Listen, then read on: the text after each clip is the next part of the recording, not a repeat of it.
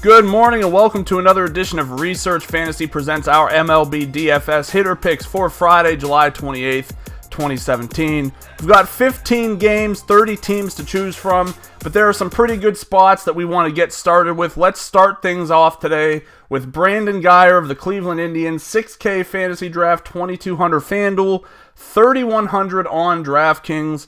Guyer was brought over last year from the Rays at the trade deadline to help hit with left-handed pitching, and it just really hasn't turned out to be that way. But the price is nice. He's taking on a bad lefty in Derek Holland that is allowing a 393 WOBA, 43.8% fly ball rate, 19.8% home run to fly ball ratio, 40.9% hard contact.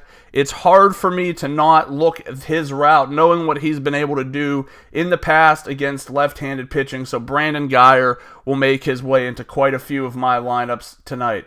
Next up, we've got Marwin Gonzalez, 9K fantasy draft, 3,900 FanDuel, 4,600 on DraftKings. Taking on Jordan Zimmermann, this should be a pretty chalky situation tonight, as if the Astros don't always carry a pretty stellar amount of ownership, this will only make things even worse. I expect them to be the premier stack of this evening, and it's hard to argue when you're allowing a 386 WOBA, 41.4% fly ball rate, 15.7% home run to fly ball ratio, and 41.6% hard contact.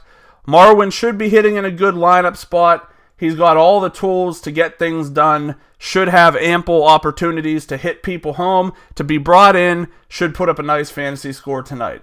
Perhaps the chalkiest option on the slate this evening is going to be Joey Votto at 10-2 fantasy draft, 3,700 on FanDuel, 5,200 on DraftKings, taking on Tom Koehler.